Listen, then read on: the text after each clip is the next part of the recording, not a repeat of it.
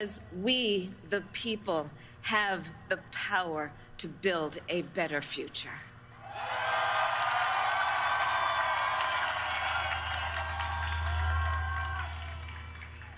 And when our very we are audio now. Sorry, man. This election, Lord Clark. the very soul of America at stake, and the world watching, you ushered in a new day for America.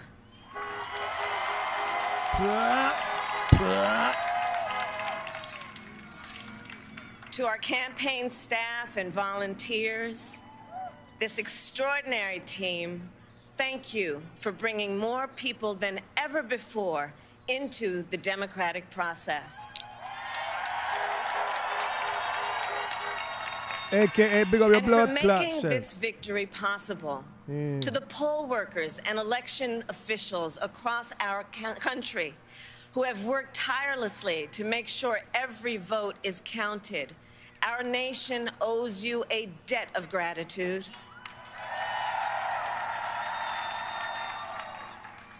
You have protected the integrity of our democracy. And to the American people who make up our beautiful country, thank you for turning out in record numbers to make your voices heard.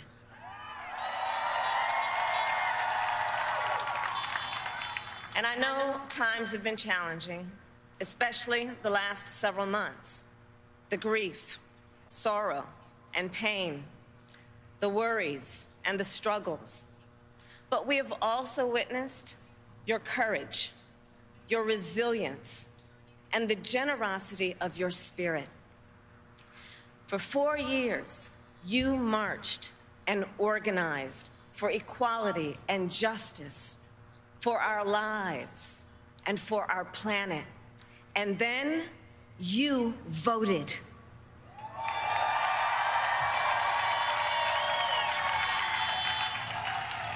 And you delivered a clear message.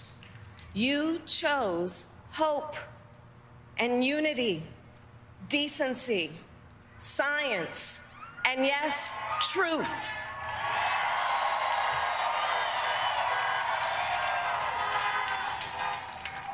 You chose Joe Biden as the next president of the United States of America.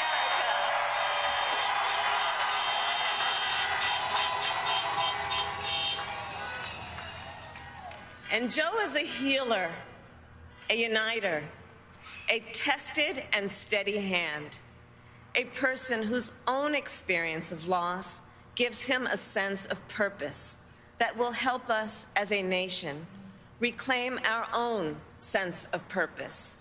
And a man with a big heart who loves with abandon.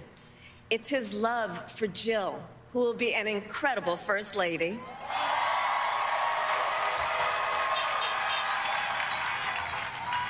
It's his love for Hunter and Ashley and his grandchildren and the entire Biden family.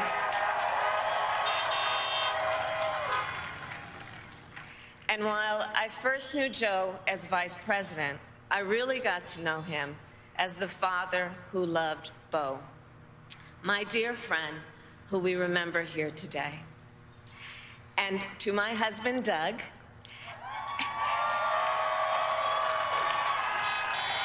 and our children, Cole and Ella, and my sister, Maya, and our whole family, I love you all more than I can ever express.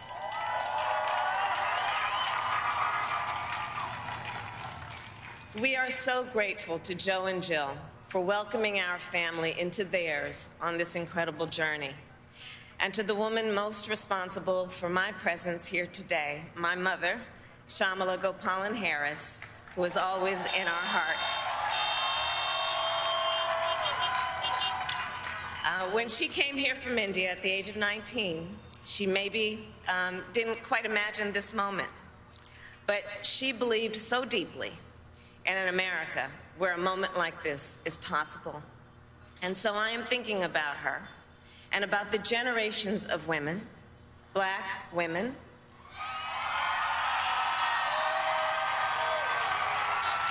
Asian, white, Latina, Native American women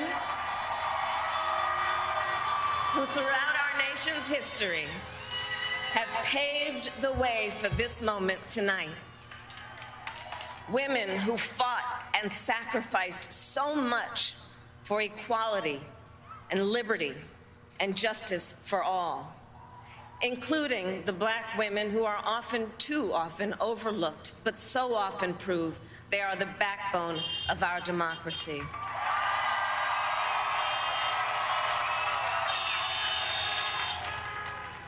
All the women who have worked to secure and protect the right to vote for over a century, 100 years ago with the 19th Amendment, 55 years ago with the Voting Rights Act, and now in 2020 with a new generation of women in our country who cast their ballots and continued the fight for their fundamental right to vote and be heard.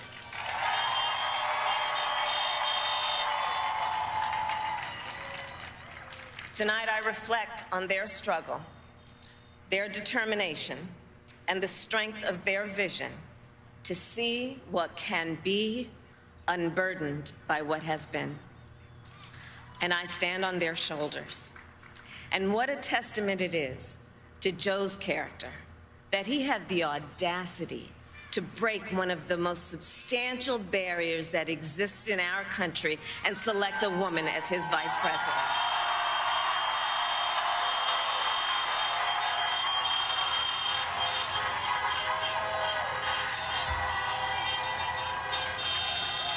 But while I may be the first woman in this office, I will not be the last.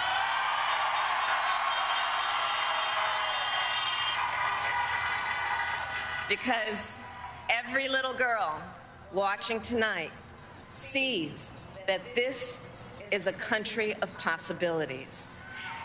And to the children of our country, regardless of your gender, our country has sent you a clear message. Dream with ambition. Lead with conviction. Stone Love style. And see yourselves in a way that others may not, simply because they've never seen it before. But know that we will applaud you every step of the way. Ooh. And to the American people, no matter who you voted for, I will strive to be a vice president like Joe was to President Obama. Loyal, honest, and prepared, waking up every day thinking of you and your family. Because now is when the real work begins. The hard work, the necessary work, the good work, the essential work to save lives and beat this epidemic, to rebuild our economy so it works for working people, to root out systemic racism in our justice system and society. Do it, do it, do it! The climate crisis, to unite our country and heal the soul of our nation. He's about to come running out. He's about to come running out. And the road ahead will not be easy, but America is ready. And so are Joe and I.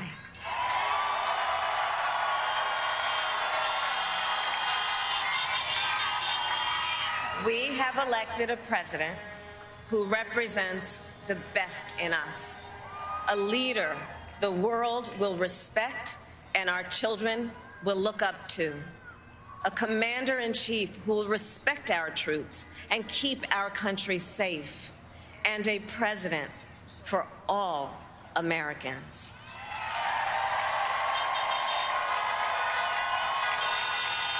And it is now my great honor to introduce the President-elect of the United States of America, Joe Biden.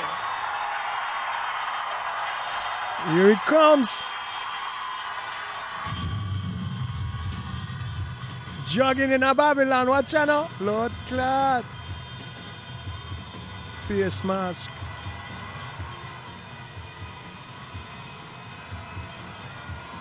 Fist up. No hugs. Setting an example, Zine. No hugs. Zine.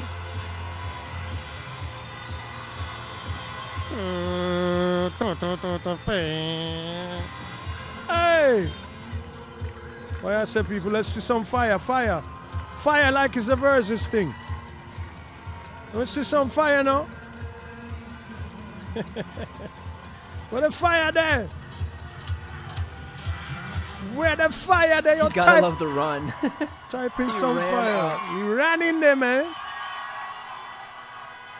See there, see there. My fellow Americans, and the people who brought me to the dance, Delawareans. I see my buddy Senator Tom Carper down there, and I think Senator Coons is there, and I think the governor's around. Is that Ruth Ann? And that former Governor Ruth Ann Minner. Most importantly, my sisters-in-law, my sister Valerie. Anyway. You remember the names? The people of this nation have spoken. You remember the names? Here you go. They've delivered us a clear victory, a convincing victory, a victory for we the people. We've won with the most votes ever cast on a presidential ticket in the history of the nation. 74 million.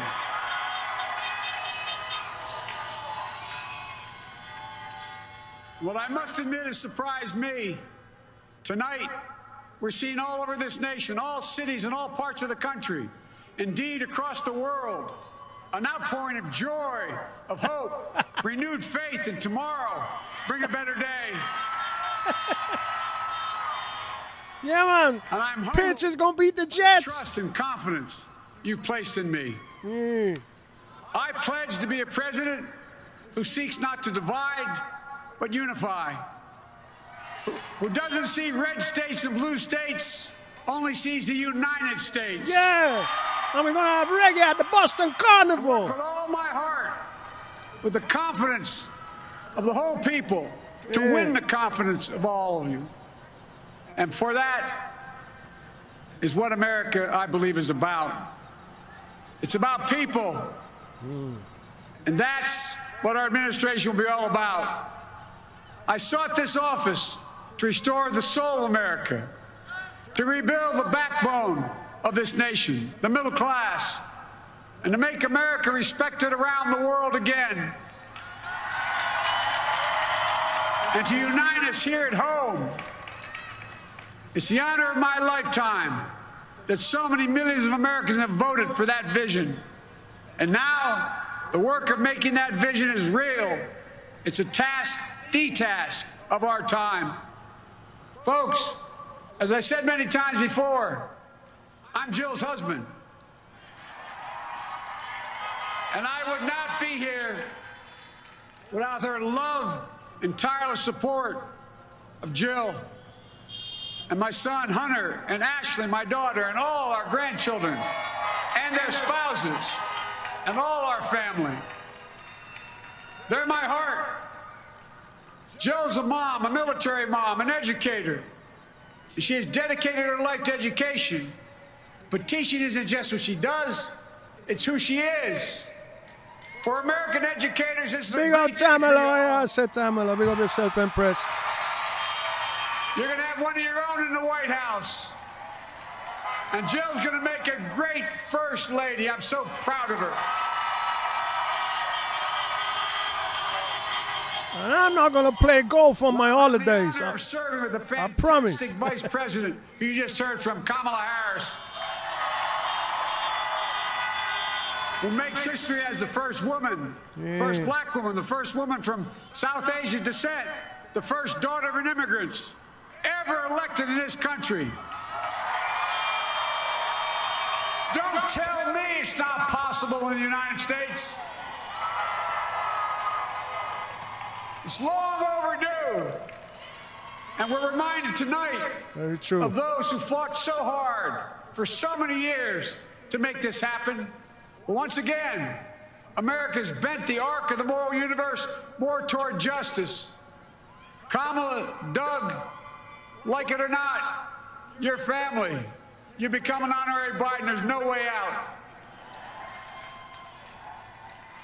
All those of you who volunteered and worked the polls in the middle of this pandemic, local elected officials, you deserve a special thanks from the entire nation.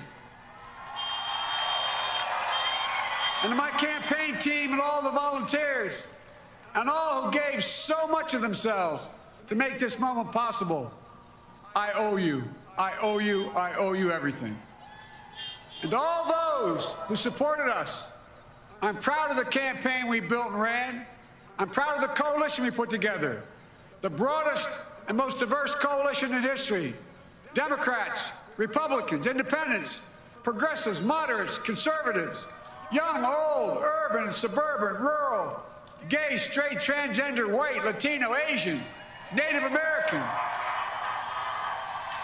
I mean it, especially those moments, and especially for those moments when this campaign was at its lowest ebb. The African American community stood up again for me.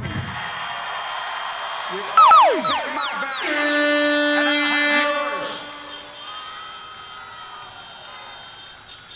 I said at the outset, I wanted to represent this campaign, to represent and look like America. We've done that.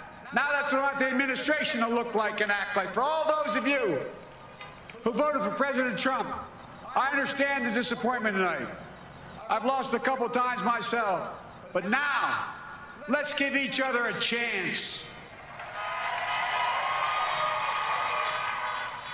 It's time to put away the harsh rhetoric, lower the temperature, see each other again, listen to each other again. And to make progress, we have to stop treating our opponents as our enemies. They are not our enemies. They are Americans. They are Americans. The Bible tells us to everything there is a season, a time to build, a time to reap and a time to sow, and a time to heal. This is the time to heal in America.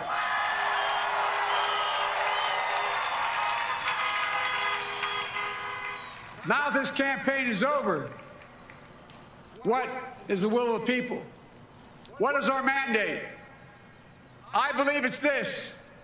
Americans have called upon us to marshal the forces of decency, the forces of fairness, to marshal the forces of science and the forces of hope in the great battles of our time. The battle to control the virus, the battle to build prosperity, the battle to secure your family's health care, the battle to achieve racial justice and root out systemic racism in this country, and the battle to save our planet by getting climate under control, the battle to restore decency, defend democracy, and give everybody in this country a fair shot. That's all they're asking for, a fair shot. Folks, our work begins with getting COVID under control. We cannot repair the economy, restore our vitality, or relish life's most precious moments, hugging our grandchildren, our children, our birthdays, weddings, graduations, all the moments that matter most to us until we get it under control. On Monday, I will name a group of leading scientists and experts as transition advisors to help take the Biden-Harris COVID plan and convert it into an action blueprint that will start on January the 20th, 2021. That plan will be built on bedrock science. It will be constructed out of compassion, empathy, and concern. I will spare no effort, none, or any commitment to turn around this pandemic. Folks, I'm a proud Democrat, but I will govern as an American president. I'll work as hard for those who didn't vote for me as those who did. Let this grim era of demonization in America begin to end here and now.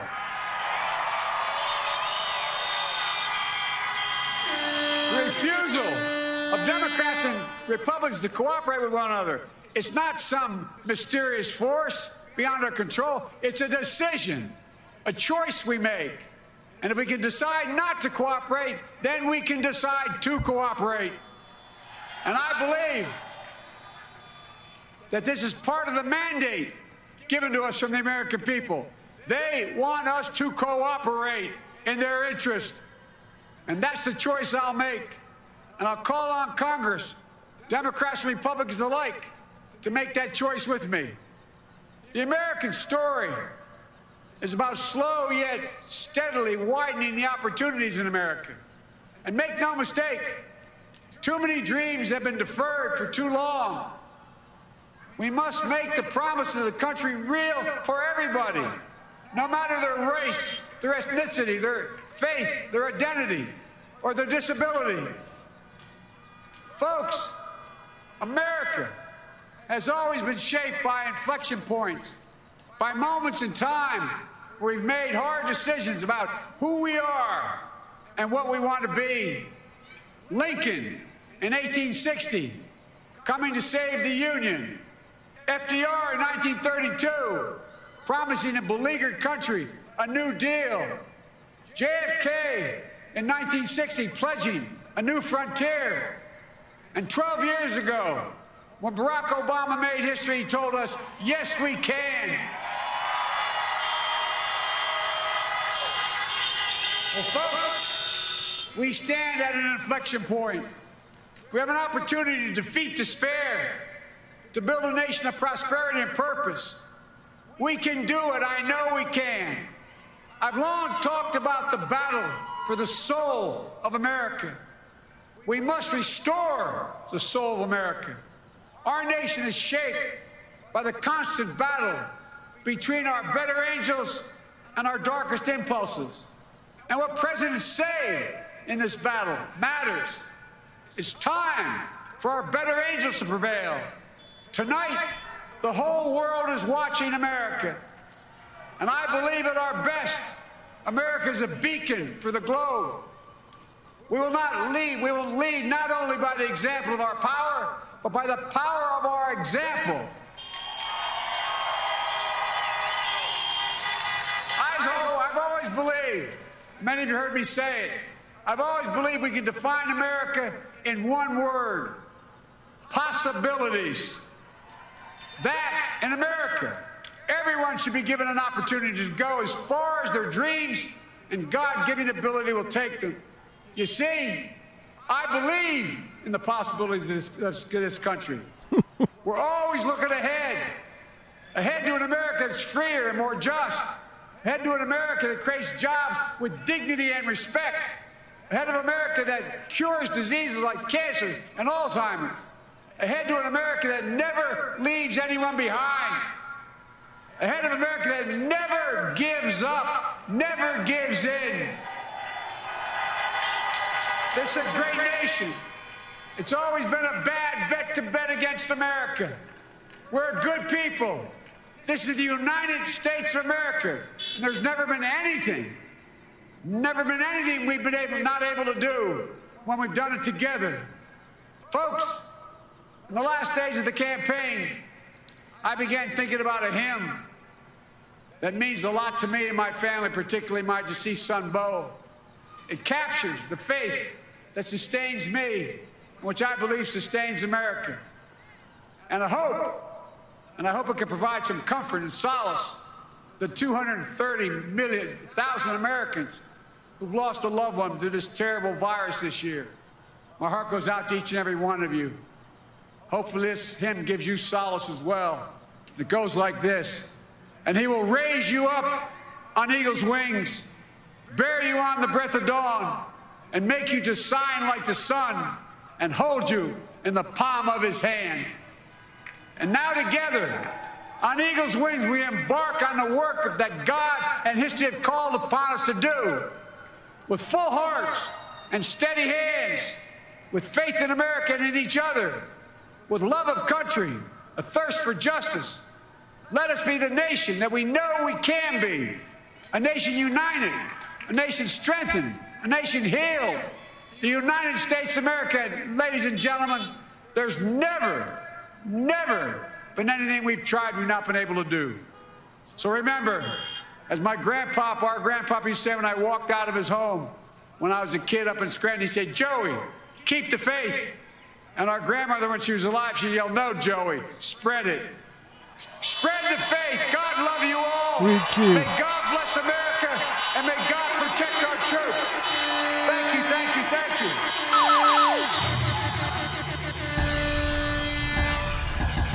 President-elect Joe Biden making Hey!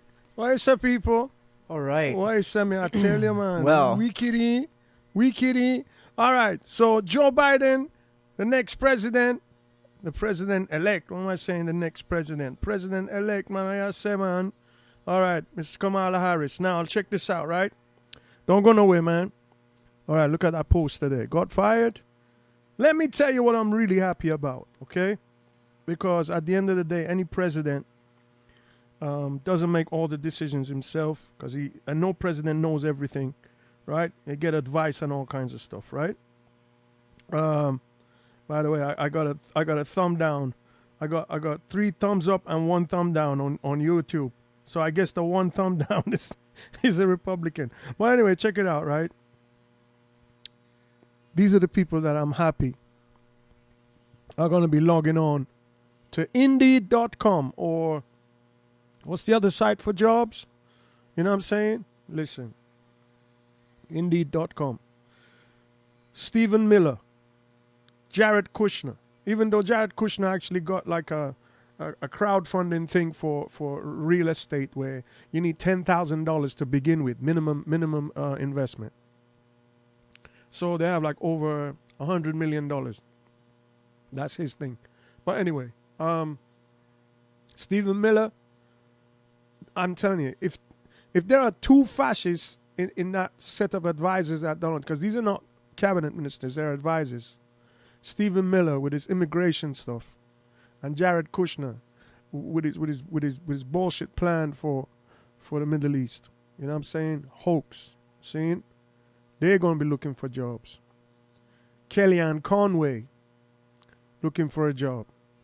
The latest liar in chief, aka the press secretary, the skinny one, Kelly McMenamy or whatever, whatever. You know what I'm saying? Her. Who else? Secretary of State Pompeo looking for a job because he thought he was going to be running for senator of Arkansas. He might in a couple of years. You know what I'm saying? He might. Who else? Blood clot. Attorney General Bill Barr. I mean, the amount of, that guy going out of his way to get people who've already been found guilty by a jury to get pardoned and be found not guilty. You know what I'm saying? Who else? Ben Carson. I mean, he's just he's still figuring out what his job is as Secretary of Housing. You know what I mean? Maybe he's a great surgeon, but John Star. You know what I'm saying? He's not a politician. Wasn't Secretary of Housing.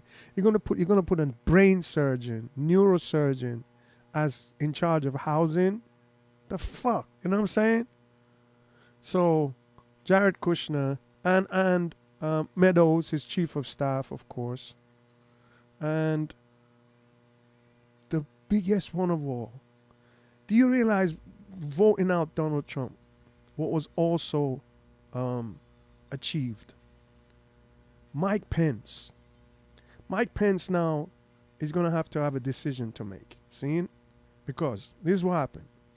With the fact that Donald Trump has only won 1 term and served 1 term as president, he can legally, if he wants to, and if his party will have it, he can run again.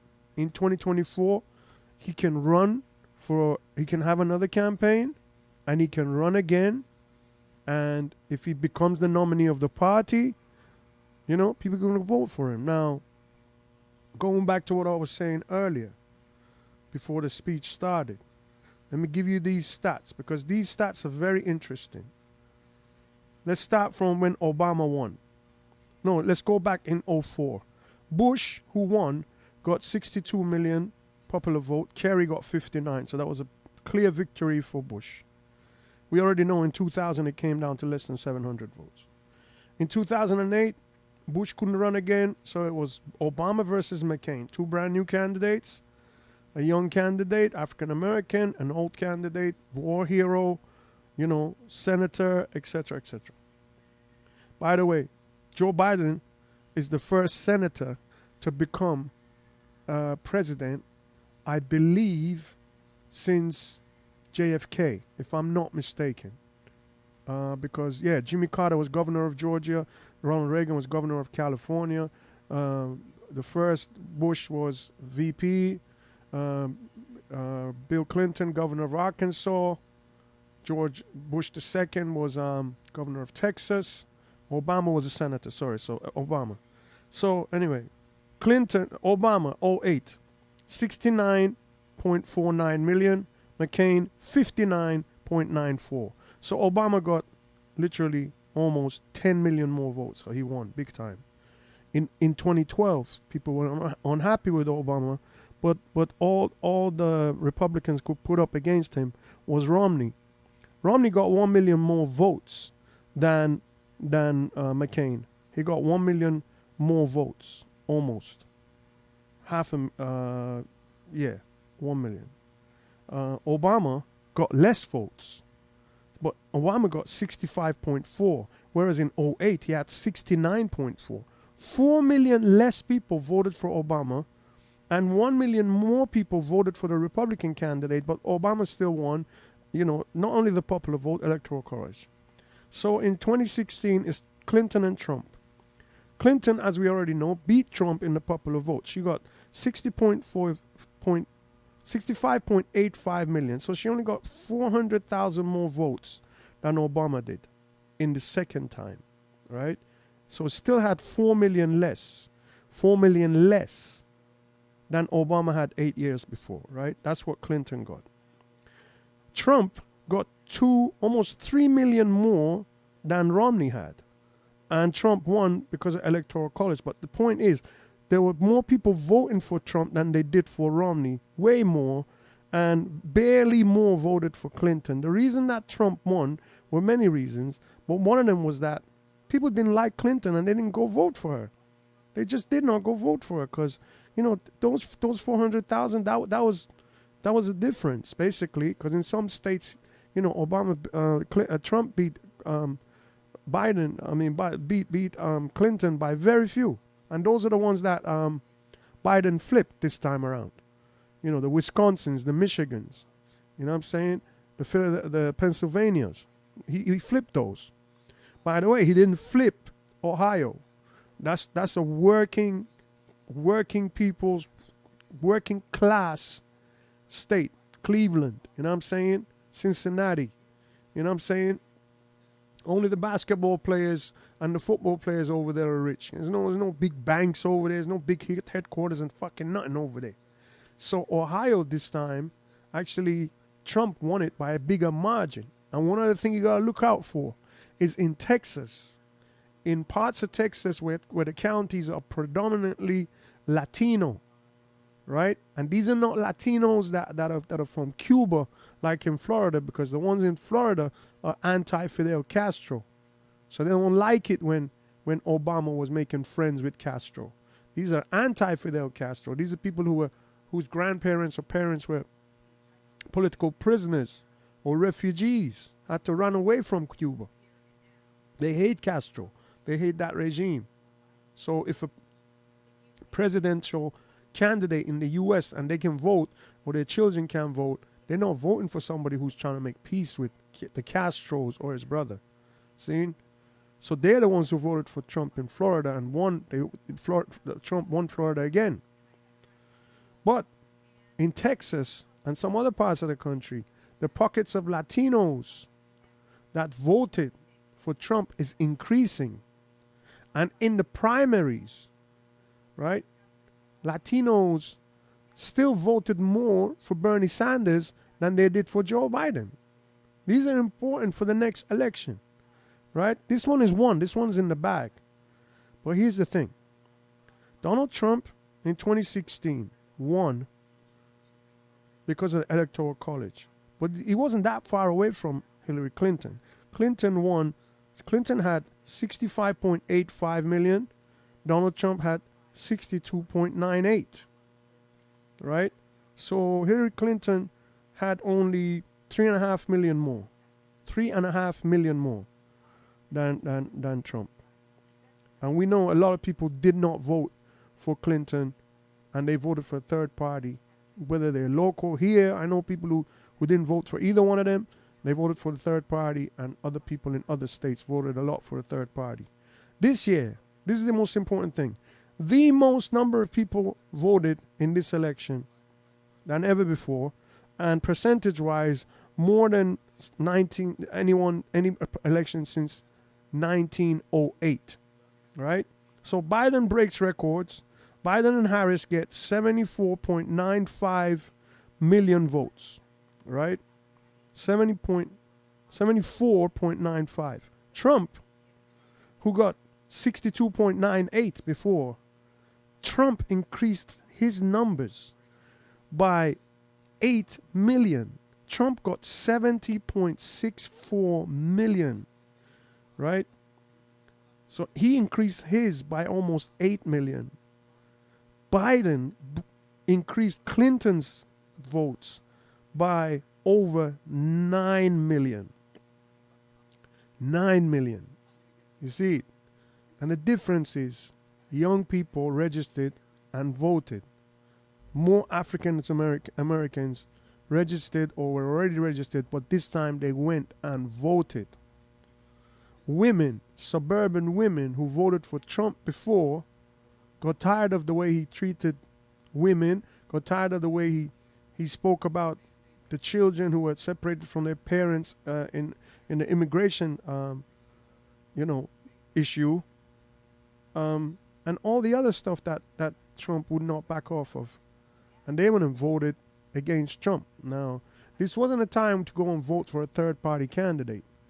If you did not like Donald Trump, you had to vote against Donald Trump by voting for Biden/Harris. And that's why they have these. So for the people who are happy that Donald Trump is no longer the president, I get it, and I'm glad you're happy.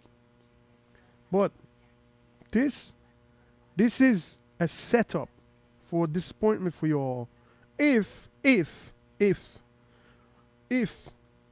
number one, Biden-Harris don't do the right thing. They have 2 years to do the right thing. Number one, like he said, get rid of this virus, or do the best you can. Bring down the cases, bring down the number of people in hospitals, make it something like the flu. You know what I mean? And right away, right now, even Donald Trump. Donald Trump's about to be tested. And let me tell you how, right? Well, first of all, before I say how he's about to be tested now, in my opinion, right, Donald Trump had the opportunity that even Barack Obama didn't have. And why I say that? Because Barack Obama came in and the nation was divided-ish, you know what I'm saying? But it wasn't like that. There was no social media yet, 2008, like it is now. MySpace, whatever. You know what I'm saying? And, the issues of, police brutality wasn't like up front so much. It was there, but it wasn't at that. The country was, 8 years after 9/11, it was at war with Afghanistan, Iraq. You know what I'm saying? But then the financial crisis, foreclosures and stuff. So it was the economy. They had to fix that, and then they won re-election, and then they said we're gonna take care of this healthcare. That was their number one thing. All right. When Donald Trump comes in, whether you like him or not, the economy was better on paper. All right. Like he said, look at your 401ks. Those who have it, you look at it, it was doing amazing. right? By January 2020, by February 2020. But then comes COVID, right? It's not something that nobody wanted, and it's not something that Donald Trump brought here. But how he dealt with it was going to define his presidency, because it was going to take a massive chunk out of all the things that he had done with the economy. If there was no COVID, there's no way Donald Trump's losing this election to Biden, to Harris, to Sanders, to nobody. Nobody. Remember those early debates, right? Those early Democratic debates. And everybody afterwards was on Facebook, and everybody was like, these guys ain't saying nothing. None of these guys ain't saying nothing. You know what I'm saying? So first comes COVID in March, and then comes Memorial Day weekend. People are being let out again. The lockdowns are over. Businesses are open. Memorial Day weekend. The holiday Monday, in the evening is when those police officers killed George Floyd. Rest in peace. Right? And it was just about a month since we've been hearing about two citizens killing Ahmaud Arbery, the jogger in Atlanta. Remember, when George Floyd was killed, and if you say you knew the name, you're bullshitting, because you didn't. When George Floyd was killed, nobody was saying the name Breonna Taylor around the country. They were saying her name in Louisville, Kentucky, and that was pretty much it. All right? George Floyd's lawyer ended up being the same lawyer who represented the family of Ahmaud Arbery. After Ahmaud Arbery's law, he became, when George Floyd was killed, his family retained Benjamin Crump. Benjamin Crump then, after that, was retained by the family of Breonna Taylor, who already had a lawyer, but this one went to Crump, and Crump came on the team, and Breonna Taylor. So, listen, Donald Trump had two opportunities because of COVID and because of George Taylor. When everybody who was polled the week after, 7 days after the George Floyd video was shown all over the world, and everybody knew, and everybody was in the streets of all over America. People were marching, protesting, burning police precincts, mashing up the CNN building in Atlanta, looting other places. But at the end of the day, most of the protests were more peaceful on week 3 than, people were walking everywhere. Philadelphia, the same Philadelphia that won the election last night or earlier this morning. Remember the number of people walking in Philly to the place where Rocky be running up those steps, right? Donald Trump had two opportunities to become the greatest president ever in this country. And he let both of them slip away. All he had to do,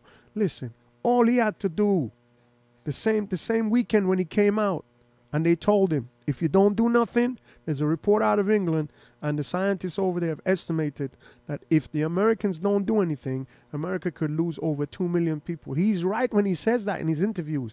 Oh, we were told we're going to lose 2 million people. Now we only have 220,000. He's right. But it's the way he went about it afterwards. After the lockdown, he started to push out Fauci. He started to come out there because he wanted the businesses to open, but he don't even know how to talk, how to say it, right? He could have said, listen, I'm going to listen to the scientists. They know about this. I'm going to listen to the scientists. I'm going to figure out a way to open businesses, but it's going to be very slow, kind of like Cuomo did in New York, And both of them, all of them, every governor in this country, every leader in this world has made a mistake of not making people wear masks, with the exception of probably Italy and China, because they got it first and they realized what damage it can do. But what did they do in Italy? They told the landlords and the banks, forget it.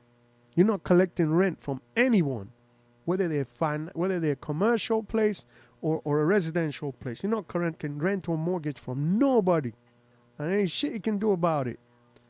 You know what I'm saying? They told everybody to stay the fuck home. You know what I'm saying? Yeah, it's come back in Europe now, so they've made a mistake too. But what I'm saying is Donald Trump lost because, like in soccer, he scored on his own goal.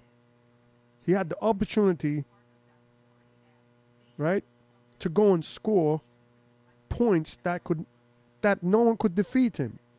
Just handle this COVID thing with responsibility with compassion. You know what I'm saying? Don't trivialize the number of people that are dying, because when he did that, other people did it too. You know what I'm saying? You have to come there, and every day you have to say, rest in peace to those 100, 600, 700, 1,200 that died today. Nothing. Right? And then the George Floyd thing, the whole protest thing. You know what I'm saying? Donald Trump just had to come out there and say, what I saw and what everyone else saw is wrong. You know? And I'm gonna get the Attorney General. I'm gonna call the governor of Minnesota. I'm gonna call the mayor of Minneapolis. I'm gonna call the chief. You know what I'm saying? I'm gonna tell him you need to deal with this ASAP. Priority. You know, come and say that's wrong. What happened? What happened is wrong. You know what I'm saying? And say it every time you talk. Don't just say it didn't look good. You know what I'm saying? Come on. And then turn around and say, eventually, twice he was asked about white supremacy. The last debate he was asked straight up about racism. He did not answer the question. You know what I'm saying? Forget about the fact that he has no health plan, still has no health plan. He just didn't want something that's working to be called Obamacare. You know what I'm saying? All right, call it something else. It's not called Obamacare. The actual name of it is not called Obamacare. Tell the media, don't call it Obamacare. It's called, American Healthcare Reform, whatever it's called. You know what I'm saying? He had an opportunity to become the greatest president. Look how many more people went and voted for him. You know what I'm saying? He did it to himself, man. And now he doesn't want to leave. He's digging himself a hole. But Donald Trump is just one person. See all those people around him? The enablers in anything. It's the enablers who make the head look even worse than he or she may be. And we're talking about Stephen Miller, Jared Kushner, Kellyanne Conway, the people who come on TV and bullshit, all the time. Meadows, Chief of Staff, Mike Pence, Vice President, but those who actually put the policies into work and keep up the fuckery. Bill Barr, Attorney General, and Pompeo, Secretary of State. Esper, who's the Secretary of Defense, has already announced, I think yesterday or the day before, which you don't hear in the news much, but I did hear it on financial networks. Esper has announced that he's going to speak with the leaders of military bases, the generals who are in charge of the military bases all over America, and he's going to rename some of them and take off the name of some of the generals of this, Civil War, the Confederate people, because, it's a sensitive issue when it comes to the racial thing. And they also said that Esper is expected to resign because he's been getting a lot of backlash from the Trump administration, pretty much from the time he came in to be the Secretary of Defense. Remember what I'm saying? Because remember, during the protest, when Trump did the walk from the White House to the church and held up the Bible, you know what I'm saying? And that was another thing. Trump went over there and held up the Bible. Okay, you want to do that whole thing for the cameras? Fine. But you didn't remember the victims. You know what I'm saying? You're going up there trying to make yourself, have a little photo up with a Bible and walk through the protesters defiantly. And you have troops coming in and basically smacking people, with shields in their face and nose and mouth and all that. You know what I'm saying? Tear gas and people who are peaceful protesting injustice in your country. This is America, you know what I mean? So at the end of the day. So these are the reasons why Joe Biden and Kamala Harris are president, vice president elect. And like I'm telling you, I wrote it earlier today. Kamala Harris can be the president elect. Not, whatever might happen to Joe Biden. Some people are like, oh, I don't think, he might resign in 2 years because of ill health, whatever. Don't wishing bad on somebody like that. Come on. You know what I'm saying? Can't wish bad on no one. You know what I'm saying? Everybody got kids and grandkids and stuff that love him. So, but at the end of the day, Joe Biden will not run again in 4 years because of the age issue. He won't run again. And he's only like, okay, I endorse my vice president. Boom. Kamala Harris. No one in the Democratic Party is going to run against her. If Joe says, I'm not going to run again, I want everybody to get behind Kamala Harris. So then she's just got to pick a partner to run with her, and then boom. You know what I'm saying? The Republicans now is it's a free for all. Now if Trump wants to run again, he can. But what about Pence? Maybe Pence wants to run on his own, right? And then you have Nikki Haley, because she resigned as his ambassador to the UN in the middle of the job. She didn't want to get too attached. She didn't want to work in the fish factory for too long so that her clothes will forever smell of fish. So she got away with it. And then you got the one and only black Republican senator of all time, Tim Scott from South Carolina, who got reelected. Don't be surprised if the Republicans see that, okay, we're running against a woman who's trying to be president, we're going to have to run with the woman. Can't run with the man.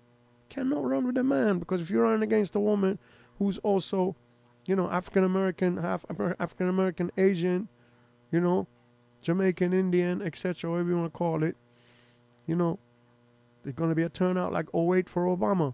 So they're going to have to mobilize these people that went and voted for Trump and try to flip some of those votes. It's going to be Nikki Haley, Tim Scott versus Kamala Harris and whoever she picks as VP. Don't be shocked, because Trump is going to want to run again. But now that he's no longer the man, a lot of the Republicans will jump off of that bandwagon. You see me?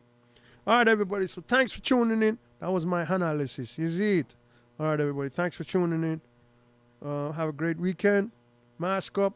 Stay protected. God bless you and your family. One love. We out.